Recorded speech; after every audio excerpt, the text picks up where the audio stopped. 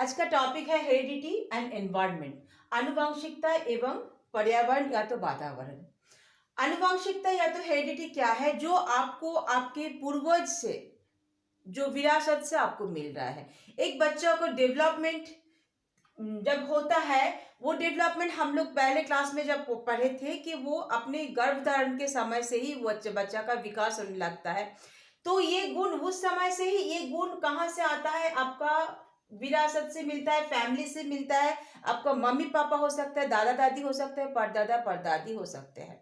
उनसे जो गुण, जो क्वालिटीज आप में आता है, और ये पीढ़ी दर पीढ़ी ये पास ऑन होते रहते हैं।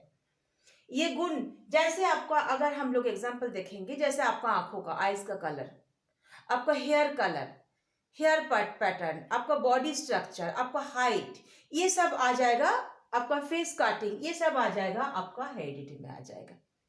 हेरिडिटी मतलब अनुवंशिकता, अनुवंशिकता अनुवंशिकता अनुवंशिकता मतलब जो आपके पूर्वज से आप में आ रहा है, वो है आपका हेरिडिटी। ये हेरिडिटी को और अच्छा से एक बार हम लोग समझेंगे। जैसे एक दो जर्म सेल जब कंसेप्शन के टाइम, मतलब जो गर्भधारण के टाइम में, कंसेप्शन के टाइम में एक मेल एंड फीमेल के, सॉरी, हाँ, मेल एवं फीमेल के स्पर्म एवं ओवा से मिलके बनता है जाइगोट। कैसे बनता है? दो जर्म सेल से बनता है। दो जर्म सेल्स मतलब जो मेल से आता है जर्म सेल, उसको कहते हैं स्पर्म। जो फीमेल से जर्म सेल आता है उसको कहते हैं ओवा। क्वेश्चन में आया है ये। और दोनों का यूनियन, ओवा एवं स्पर्म का यूनियन से बना जो ओवम, बना है, OVUM, ओवम जो बना है, इसे कहते हैं जाइगोट। इसे क्या कहते हैं? जाइगोट। इसे जाइगोट कहते हैं। ये जाइगोट में रहते हैं आपका 46 क्रोमोसोम्स। 46 क्रोमोसोम्स, थोड़ा सा दिख रहा है ना यहाँ से? 46 क्रोमोसोम्स। कितना एक जाइगोट में कितना क्रोमोसोम्स रहते हैं? 46 क्रोमोसोम्स। और एक बार समझते हैं, मेल से जो जर्म सेल्स आता है उसको आप लोग स्पर्म कहते हैं, और जो फीमेल से जर्म सेल्स आता है उसको ओवा कहते हैं। दोनों का जो यूनियन होता है उसे ओवम, और ओवम को हम लोग क्या कहते हैं? जाइगोट कहते हैं। एक जाइगोट में कितना क्रोमोसोम्स रहते हैं? 46 क्रोमोसोम्स रहते हैं। और ये 46 क्रोमोसोम में आपका क्या रहते हैं? जीन्स रहते हैं। क्या रहते हैं? जीन्स कितना? 23 प्लस 23, मतलब ये मेल से आता है 23 एंड फीमेल से आता है 23। दोनों का पेयर, दोनों 23 आके यहाँ मिल के कितना हो रहा है क्रोमोसोम में? एक बेबी के में, एक इंसान या तो एक बेबी में कितना क्रोमोसोम रहता है? 46। या तो पेयर अगर पूछा जाएगा तो 23rd पेयर बोलिएगा। 23rd में से 23rd मेल से आता है, 23rd फीमेल से आता है।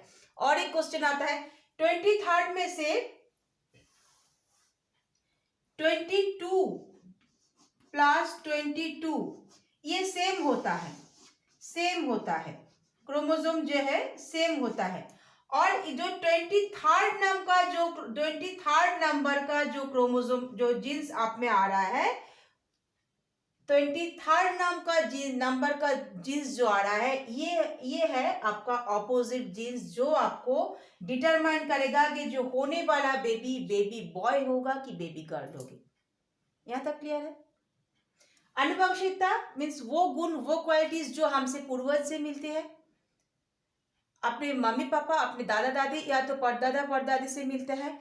और इसको अगर थोड़ा सा डीपली समझेंगे, गर्भधारण या तो जब कंसेप्शन के टाइम में जो दो जर्म सेल्स का मिलन होता है, मतलब जो मेल का जर्म सेल्स उसे कहते हैं स्पर्म, जो फीमेल का जर्म सेल्स उसे कहते हैं ओवा, और दोनों का यूनियन जो होता है उसको कहते हैं ओवम। ओवम को क्या कहते हैं? जाइगोट। जाइगोट में कितना क्रोमोसोम्स रहते हैं? 46 क्रोमोसोम्स रहते हैं, जिसमें से 23rd आता है मेल से, 23rd आता है फीमेल से। 22 नंबर का पेयर जो होता है, दोनों में से 22 करके जो आ रहा है, वो है आपका सेम जीन्स आ रहा है, बट 23rd नंबर का जो पेयर आ रहा है वो है आपका ऑपोजिट, जो डिटरमाइन करता है कि वो जो होने वाला बेबी वो बॉय होगा कि गर्ल होगी। यहाँ तक क्लियर है। उसके आगे हम लोग पढ़ेंगे, एक मिनट,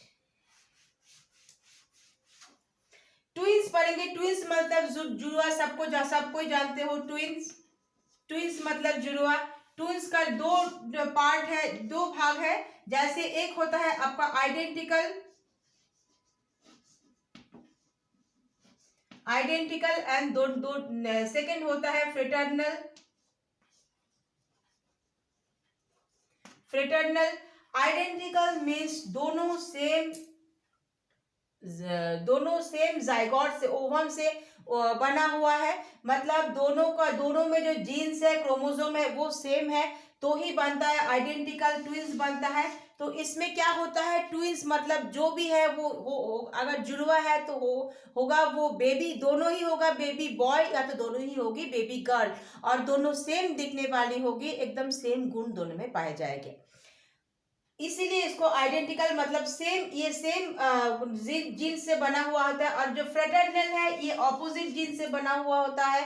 इसीलिए ये जो फ्रेटर्नल जीन्स, जो फ्रेटर्नल ट्विंस जो होते हैं वो हो सकता है एक बेबी बॉय एक बेबी गर्ल हो, दोनों देखने में अलग हो, ये हो सकता है क्योंकि ये ऑपोजिट जीन्स से बना हुआ है।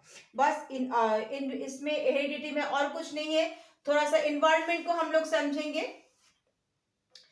इन्वायरमेंट आपको जीन्स मीन्स जो आपका हेरिडिटी, जो गुण आ रहा है, जो जीन्स, उसको जीन्स कहते हैं। जो जीन्स पीढ़ी से पीढ़ी दर पीढ़ी आते पास ऑन होते जा रहा है, वो जीन्स है। जो क्वालिटी जो बोल रहे हैं हम लोग, वो है जीन्स, जो हम लोग को विरासत से मिलता है। ये जीन्स को छोड़ के बाकी जितना भी एस्पेक्ट्स है, जितना भी कुछ, जो भी कुछ है, सारा कुछ आपका आ जाएगा एनवायरनमेंट में।